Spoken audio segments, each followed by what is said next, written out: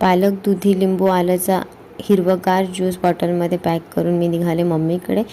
Hardly 2 मिनिटाचं अंतर आहे, पण त्यातही आदूला थोडं स्नॅक्स हवंच असतं.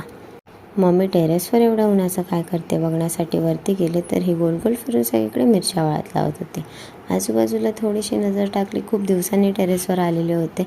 खूप छान अशी नारळं आलेली होती. आजूबाजूला भर उन्हातसुद्धा हिरवागार हा झाडांचा रंग डोळ्याला शांत करत होता. असंच लक्षात आलं माझ्या की अरे, आपण दुधाचा दही लावणार होतो. घरी आल्याबरोबर दही लावून टाकलं. या सुंदर शुभ्र फुलांना पीस लिली किंवा स्नो फ्लॉवर म्हणतात, असं एक्स्ट्राचं ज्ञान मी आदूला दिलं. आज मार्केटमधून येताना रताई घेऊन आल्या. स्वतःच्याच हाताने चुकीची रताई कशी निवडली म्हणून डोकं थोडंसं फिरलंच होतं, पण तितक्यामध्ये ओमकारने थंडगार आईस्क्रीम आणले होते आम्हाला अगदी घरपोच. त्यामुळे माझं डोकं होणार होतं शांत. युट्यूबवर जाणार आहे. काय आणलं मामाने?